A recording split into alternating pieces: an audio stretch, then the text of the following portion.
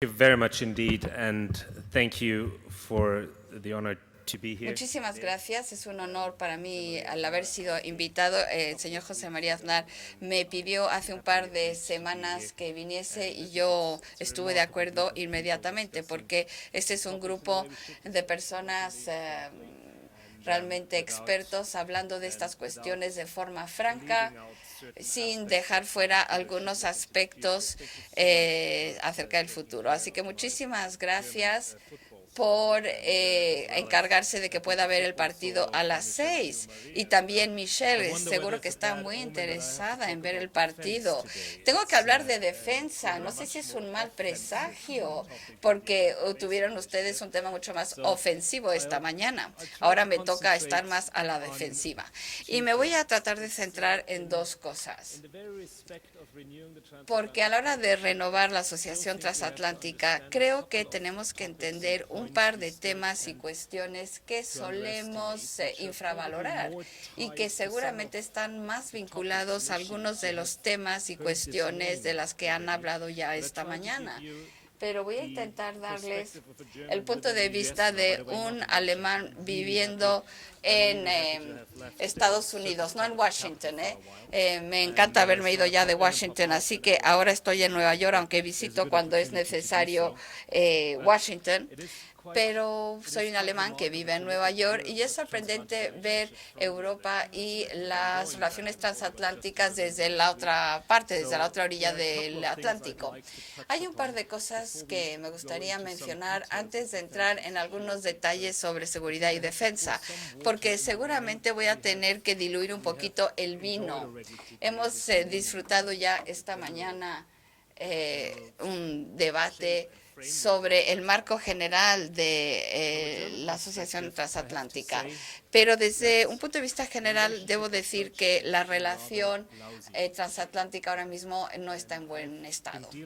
Yo he estado trabajando en esta cuestión de relaciones transatlánticas durante los últimos 15 años de forma regular y es una forma muy distinta de llegar a la otra parte que antes. Ha cambiado la cosa. No es como esos hipos que tenemos en los últimos 20, 30, 40 años, ¿no? Donde teníamos muchos temas de conflicto, donde había malentendidos, donde se comprendían las cosas distintas a ambos lados del Atlántico, pero siempre encontrábamos una forma, por lo menos a máximo nivel, de resolver las peores partes de estas diferencias.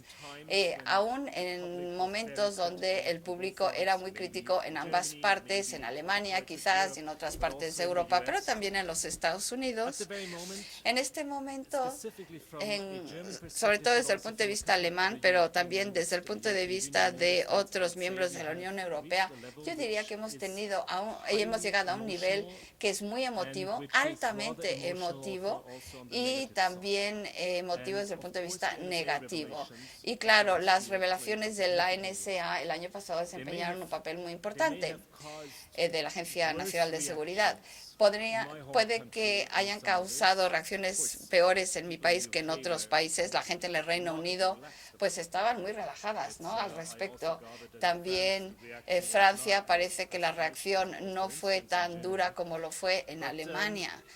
Pero desde el punto de vista alemán, pues sí que llevó a una crisis de confianza. No solamente una crisis de confianza a nivel más bajo de la política o entre aquellos en la población que tradicionalmente les gusta hacer el papel de antiamericano, sino que también ha llegado a nivel más alto de la política.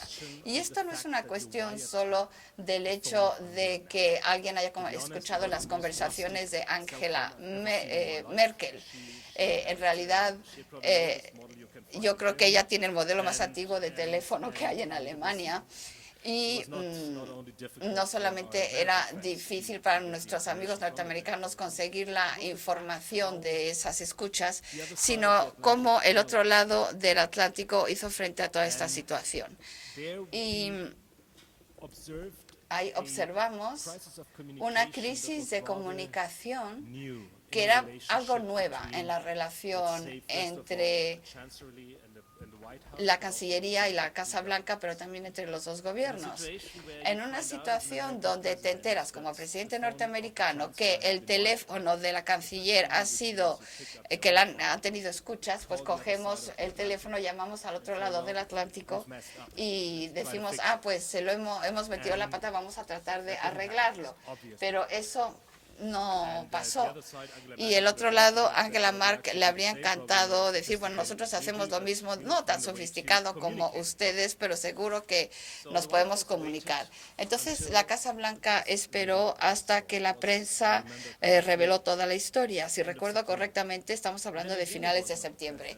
Y no fue el presidente que llamó a la canciller, fue ella. Ella seguía esperando la llamada de Obama. Ella tuvo 2 días después que llamar al presidente y darle el mensaje, bueno, vamos a tratar de arreglar esta situación.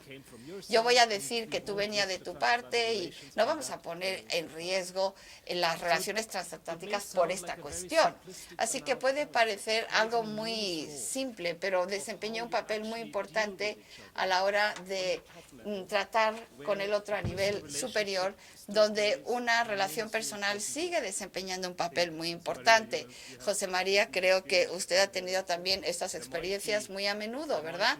Puede que haya ciertos temas donde no está uno de acuerdo en público, pero luego encontramos una forma de seguir avanzando. Y un buen ejemplo fue Gerhard Schröder, que utilizó la guerra de Irak en el 2002-2003 para públicamente ir en contra de los Estados Unidos, pero habló con George W. Bush en ese mismo instante. Y por lo menos tuvo un nivel de comunicación que le permitió, sin decirle al público alemán, de dar apoyo de inteligencia, dar apoyo en Irak, también derechos de volar sobre nuestro territorio, hacer todas estas concesiones sin una opinión pública muy crítica porque no sabían lo que estaba pasando en ese momento.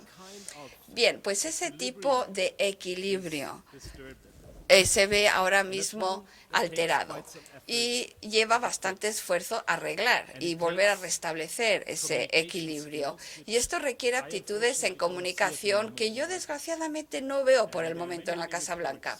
Y hay muchos informes sobre el presidente más desprendido que hemos visto en muchísimos años a la hora del nivel personal, de confianza y de comunicación.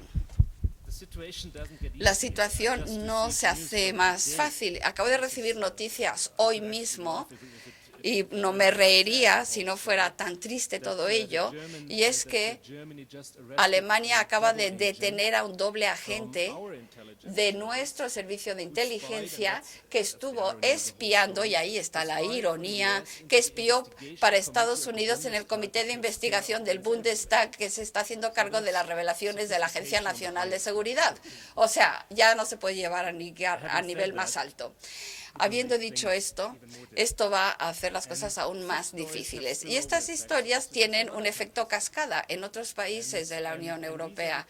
Y estas son las cuestiones que tenemos que ver, porque hemos tenido efectos de seguimiento también, o de cascada, digamos, en iniciativas y perspectivas que ya se han debatido aquí hoy. TTIP, esa asociación de comercio e inversión, pues ahí también las revelaciones de la NSA también van a tener su impacto. En cuanto a TTIP, debo decir que yo creo que es de gran importancia que se encuentre una solución aquí y que se establece esa asociación de ambos lados del Atlántico.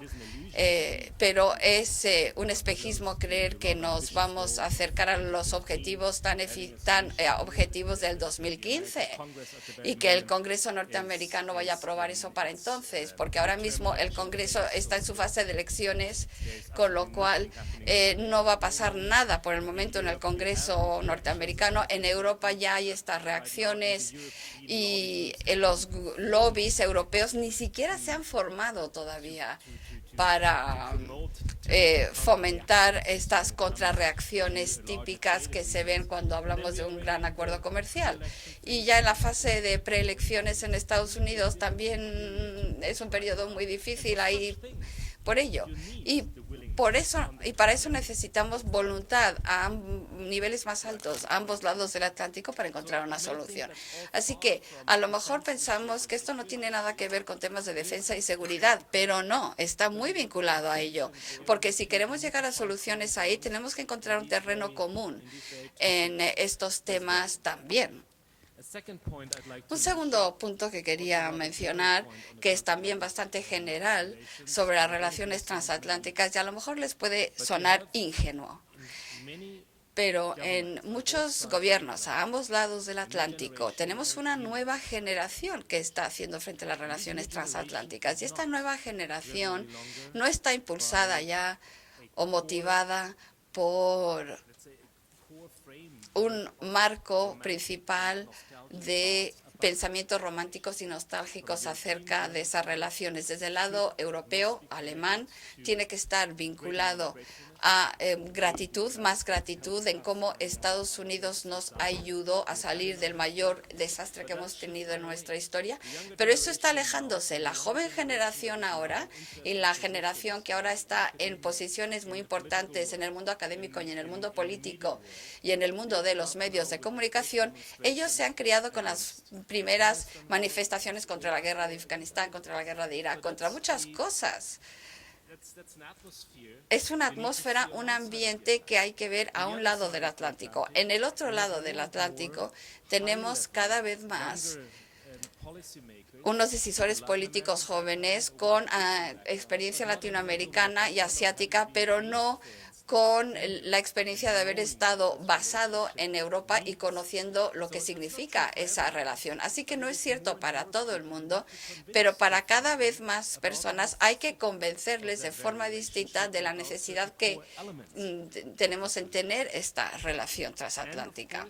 Y, por supuesto, en muchos países, tristemente, también en Alemania, tenemos un antiamericanismo creciente, no solamente entre los sospechosos habituales. Siempre hemos tenido un movimiento antiamericano muy impresionante en el espectro de la extrema izquierda y también de la extrema derecha. Pero ahora pues teníamos, por ejemplo, a los conservadores, que a ellos no les afectaba, pero ahora aún entre los conservadores hay cada vez más sentimiento anti-norteamericano y ya no está vinculado solo a la parte este de Alemania, a la parte oriental, sino que en toda la ex Alemania Federal también. Entonces, estos puntos a lo mejor les suenan un poquito alejados de los temas que vamos a hablar en esta sesión, pero es importante tenerlo en cuenta para entender la situación mejor. Otras dos cosas que entran en juego cuando hablamos del futuro de las relaciones transatlánticas es, por una parte, cierta ansiedad, temor, algunas veces el decir, pues ya lo dijimos, ya lo advertimos, como dando lecciones al otro lado del Atlántico, relacionado al tema de la independencia energética que está buscando Estados Unidos y que casi ya han conseguido, pues sí, sigue desarrollándose el cracking y el petróleo de esquisto. Entonces, no tienen que retirarse de ciertas partes del mundo, Estados Unidos, pero sí tienen que hacer frente a las contrarreacciones. Y estas contrarreacciones no se ven en Europa, se ven en el mundo árabe, se ven entre los aliados en el mundo. ¿Y qué quiere decir? Quiere decir que es una forma moderna y elegante de aislamiento. Se trata de que el Estados Unidos va a definir su política exterior. No hemos llegado tan lejos, pero este debate se tiene que llevar a cabo y sin hacer espuma en la boca, ¿verdad? Simplemente haciendo frente a algunas cuestiones relacionadas a ello. Y ya se ha mencionado ese giro hacia Asia. Ese giro hacia Asia de Estados Unidos es un objetivo estratégico de la administración Obama, pero por el momento me parece que se ha quedado estancado sentido. Han dado un par de pasos en ese sentido, también pasos relacionados a la defensa y a la seguridad para fortalecer el elemento pacífico de esa nueva estrategia del Pacífico, pero creo que en la actualidad están luchando con un punto en la política muy distinto, y es cómo la política exterior, o sea, qué forma tiene, cuál es la principal estrategia de política exterior de los Estados Unidos. Yo, quizás por mis limitaciones, tengo muchísimas dificultades en entender cuál es la lógica detrás de las estrategias norteamericanas y su política exterior. Para mí es como acercarse a la predictibilidad de la lotería. Casi imposible. Hemos dado pasos importantes y prometedores. Uno de ellos, en la primera fase de la administración Obama, fue su discurso en El Cairo. Me parece que fue uno de los pocos conceptos amplios que tomó en cuenta la complejidad de las relaciones e interrelaciones aquí y allá, pero desgraciadamente no hemos visto nada a continuación. Y en el otro lado, desgraciadamente, tampoco vimos un enfoque muy exhaustivo por parte europea respecto a ese concepto. No solamente hay que echar la culpa a Estados Unidos, a nosotros también, y preguntarnos si hemos hecho lo suficiente para hacer frente a ese concepto, o bien de forma crítica o de forma coherente. Este es un ejemplo donde tenemos que luchar con la estrategia que yo no veo cuál es esa estrategia en Estados Unidos ahora mismo. Y también quería darles otro factor que me parece que no se está debatiendo lo suficientemente cuando hablamos de defensa y seguridad y la comunidad transatlántica. Y es un movimiento que va mano en mano con el cambio de poder, que está relacionado con el cambio de información del sector público al sector privado. Es un movimiento que yo llamo de gobierno a Google-mento. Gobierno a gobierno, donde no solo me refiero a Google, a Twitter, Amazon, etcétera, etcétera, los grandes jugadores en el mundo de los grandes datos. Para las empresas que tienen una capacidad sin precedentes de recabar, almacenar y utilizar información a nivel mucho más amplio, a mayor escala que la Agencia Nacional de Seguridad, y les parecerá que es una teoría de conspiración alemana típica, pero no creo que lo sea. Realmente es una cuestión de si vemos un cambio significativo de poder que también vaya a tener un impacto en las relaciones transatlánticas, en nuestra cuestión de seguridad y defensa. ¿Quién se encarga? ¿Quién está en el poder? Y traté de analizar en los últimos 2 años algunas de las fortalezas del mundo del trabajo del gobierno, también en la esfera transatlántica, y me he cuestionado si esto sigue siendo un elemento clave del gobierno, porque me dirán, la inteligencia sigue estando en manos de los gobiernos. Bueno, parece que sí, ¿no? Después del año pasado, pero para ser sincero, no hay un solo servicio de inteligencia que podría obtener los resultados que tienen hoy sin, llamémoslo así, la ayuda, entre comillas, de datos de Google, de Amazon, de otros. Y en este campo la hipocresía es impresionante. Estas empresas del sector privado fueron los primeros en decir, vaya, no nos están tratando bien, son los que están tratando de conseguir datos de nosotros. Pero si lo vemos más de cerca, ya tienen el poder. Tienen el poder de cambiar algunos resultados en esta o esta otra dirección, colaborando o sin colaborar con el sector privado. Entonces, la inteligencia, por supuesto, sigue estando en manos de los gobiernos, pero hay un cambio muy importante que se está produciendo ahí también. Y si hablamos con personas de inteligencia en Estados Unidos, no lo dirían en público, pero muchos en privado sí que lo admiten. El segundo campo, bueno, y esto es muy pertinente, muy relevante para el sector de seguridad y defensa, ¿no? Y también es un espejismo creer que desde la perspectiva europea podríamos enfrentarnos a ello de la forma en que hemos oído en los últimos 2 meses, creando nuestra cloud europeo y tratando de ser igual de sofisticados con nuestras empresas para poder construir elementos comparativos como Google. Esto nos llevaría años llegar a ese nivel y creemos que el mundo va a ser más seguro si hay secesionismo de datos en el mundo, de forma que tenemos una cloud o nube brasileña, otra europea, etcétera, etcétera, y quién cree que esto no va a llevar a unos costes de oportunidad enormes para nuestras economías que todavía se basan muchísimo en las exportaciones, sobre todo en Alemania. Bueno, creo que el que crea eso es un soñador. Entonces, inteligencia, un sector. El otro es la ciberseguridad. Y este es un campo que somos muy tímidos a la hora de hablar de él. Y no hablamos de ello con el impacto necesario que haría falta. La seguridad es algo al que se tiene que enfrentar diariamente un gobierno. Son los principales factores importantes, la ciberseguridad. Por ejemplo, ahora entre Ucrania y Rusia, pues cada vez oiremos hablar más de ello, pero la ciberseguridad, como ciudadano, pues hay que decirle al gobierno, hay que colaborar con el gobierno. El gobierno sabe que tiene que colaborar con el sector privado. Estas son cuestiones que tenemos que introducir en el debate. No creo que sea necesariamente negativo que haya ese cambio, es simplemente la realidad.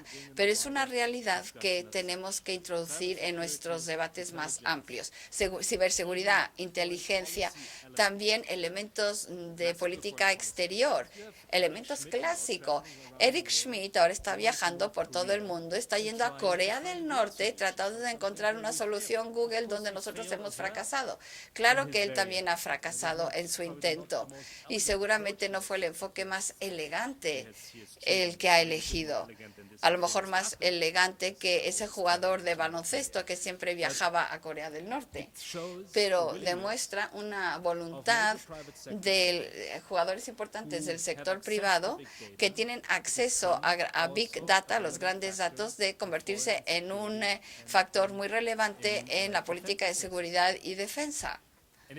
Y si vemos el potencial que tiene Facebook hoy en día, 1.600 millones de personas están utilizando Facebook en todo el mundo. Así que no solamente teóricamente, si hoy decide utilizar los datos y llegar a toda esa gente, pues puedes derrocar a un gobierno en un segundo, simplemente utilizando los medios sociales. Y esa es una decisión que están tomando o que pueden tomar estas empresas. No lo están haciendo, pero ese poder está cambiando el poder. Y también en el mundo transatlántico hay cada vez más escepticismo en nuestra población alemana, pero en otras poblaciones europeas también, y ahí incluyo también a Francia, donde la gente ve Google y dice, ¿qué demonios están haciendo? Y luego simplemente lo ponen todo en la misma cesta, lo mezclan y dicen, esto es América. ¿Dónde vamos de aquí en adelante? Es un debate que tenemos también que llevar a cabo. Y les voy a dar 2 o 3 evaluaciones sobre dónde veo a la Unión Europea en este sentido y las relaciones transatlánticas. Sigo creyendo que estamos en mejor situación que hace 2 o 3 años, pero no creo que la crisis haya llegado a su fin todavía. Todavía me preocupa muchísimo futuros desarrollos en lo que se refiere a la crisis de la deuda del euro, como la queramos llamar. Pero hemos encontrado una forma de volver a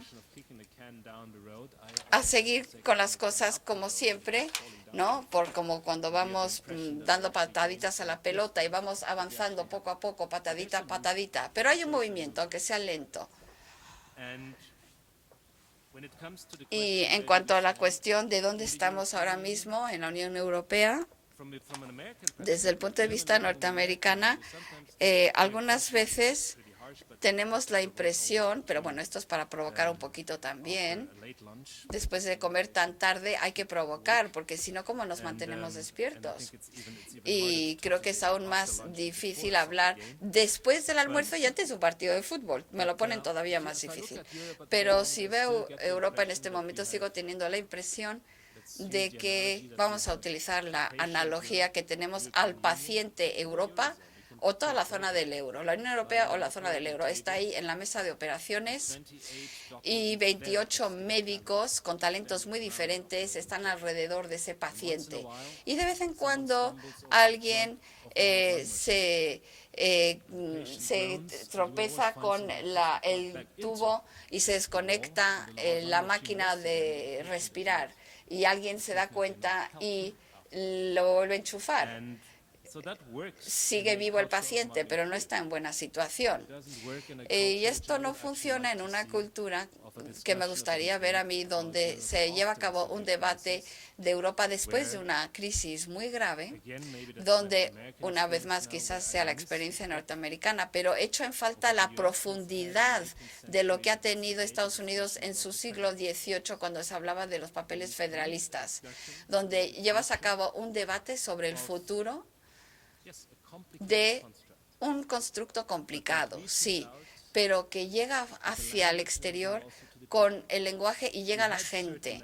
Tuvimos ciertos intentos, pero estaban solo en los periódicos. Humberto Eco y Jürgen Habermas, ellos sí que tenían un debate muy interesante, pero si le preguntabas a alguien en la calle quiénes son estos señores, no lo van a saber. Y si se les pregunta sobre el tema que se estaba debatiendo, menos aún. Entonces, esto es lo que está faltando, me parece a mí, en la situación actual en la que nos encontramos. Ya ha habido un par de comentarios esta mañana sobre las tendencias de renacionalización y estoy de acuerdo con lo que dijo Michel. Tenemos que hacer una distinción de si la gente votó en las elecciones de la Unión Europea en contra de una Europa que no entienden, y aquí volvemos a la necesidad de cómo explicar bien Europa, o bien si realmente están conectados a un desarrollo que es la nacionalización como tal. Y la buena noticia con todos estos acontecimientos negativos en algunos países es que podría obligar a las partes establecidas en el Parlamento Europeo a finalmente encontrar una nueva narrativa, sobre todo que llegue a los jóvenes, con lo cual no es algo que yo aceptaría al 100%. No me gusta la idea de tener estas partes en la Unión Europea, pero también hemos visto bastante parálisis a la hora de explicar bien Europa, no solamente volviendo a los pensamientos románticos y narrativas que llevamos oyendo ya durante 30 años. Así que la joven generación necesita algo nuevo en este sentido. Y quisiera señalar a una cosa que me parece que también es importante, y es entender no solamente el liderazgo correctamente a un lado del Atlántico, pero también en este lado del Atlántico. Y esto significa entender la cuestión de si tenemos de hecho un liderazgo en Europa que puede enfrentarse a estos desafíos que he tratado de describir anteriormente. Y mirando alrededor, no es fácil encontrar muchos líderes que tendrían el carisma necesario, el enfoque necesario, la voluntad de llegar a personas cada vez más escépticas en la Unión Europea. Y todo el mundo mira a Angela Merkel. Y yo tuve una gran experiencia trabajando con ella. Me cae muy, muy bien Angela Merkel. Pero desde luego no es una persona que puede reflejar esta expectativa de liderazgo. Esta expectativa de liderazgo es una persona que lidera desde detrás. Es una persona donde algunos dicen que ha perfeccionado el arte de ser Merkel-Yabeli, que sigue un par de principios. Un principio, y también es un juego de poderes y funciona. Un principio es mantener todas las opciones abiertas, pero hacerlo de forma decisiva. Entonces, si tú puedes maniobrar en ese campo y si no te ves obligado a tomar una decisión que va a forzar una reacción al día siguiente y que es algo que te puede salvar políticamente para muchos años, con lo cual tú no estás liderando la política de Ucrania, ni estás liderando la política de la zona del euro. Mantienes las opciones abiertas, ves hacia dónde van las cosas y luego lideras, pero de forma distinta. Y también lo podemos combinar con el segundo principio, que es dudar de forma vigorosa. A lo mejor es demasiado duro decir esto, pero con Grecia pues funcionó muy bien para ella. O sea, dejarle a Grecia la imaginación o la cuestión de qué es peor, que te veas superado por el dinero alemán o no, o no hacer nada. Y estos, pues, por eso dicen que es Merkel-bélico. Y si vemos las instituciones europeas, y esto no es algo alemán, esto lo vemos en Francia, en el Reino Unido, y después del desastre, este debate desastroso que hemos tenido sobre el presidente de la Comisión, cómo se manejó ese debate para elegir al presidente de la Comisión. Bueno, pues me da la impresión que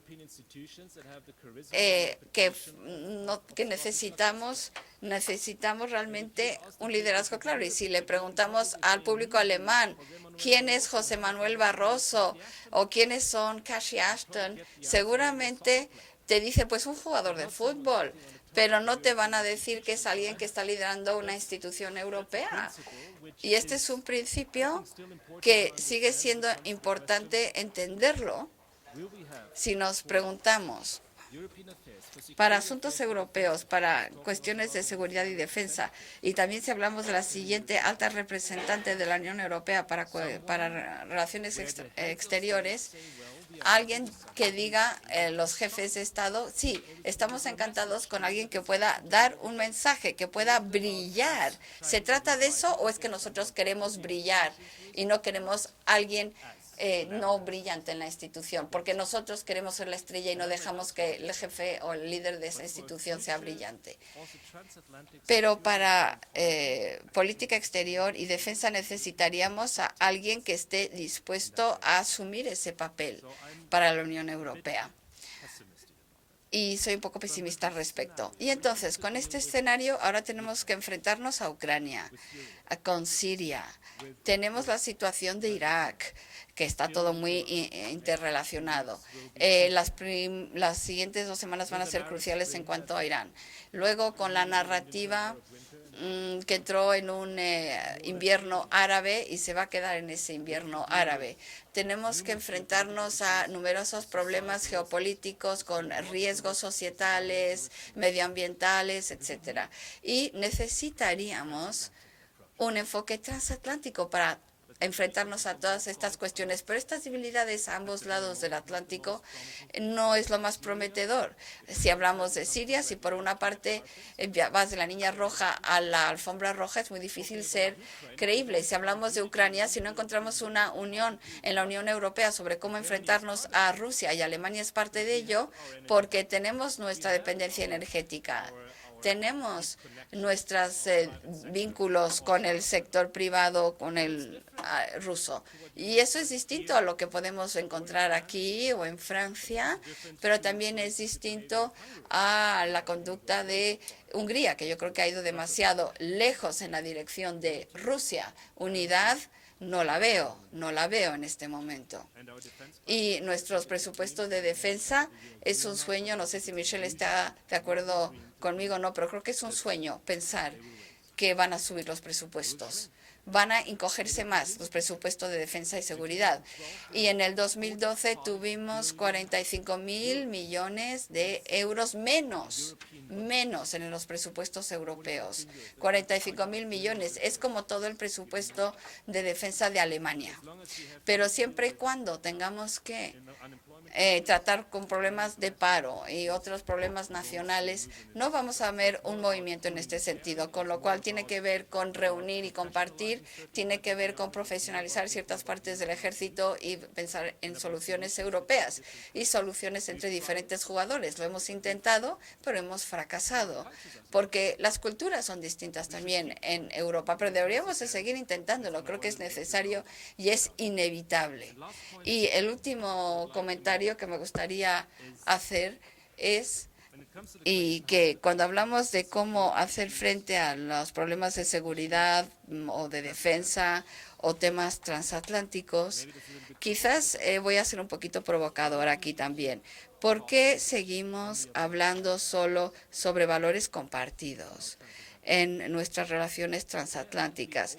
¿Por qué no somos lo suficientemente abiertos para empezar este debate con las cosas que no compartimos, con nuestras diferencias, con nuestras distinciones? Y hay muchas cosas que son distintas entre nosotros, pero también tenemos denominadores comunes.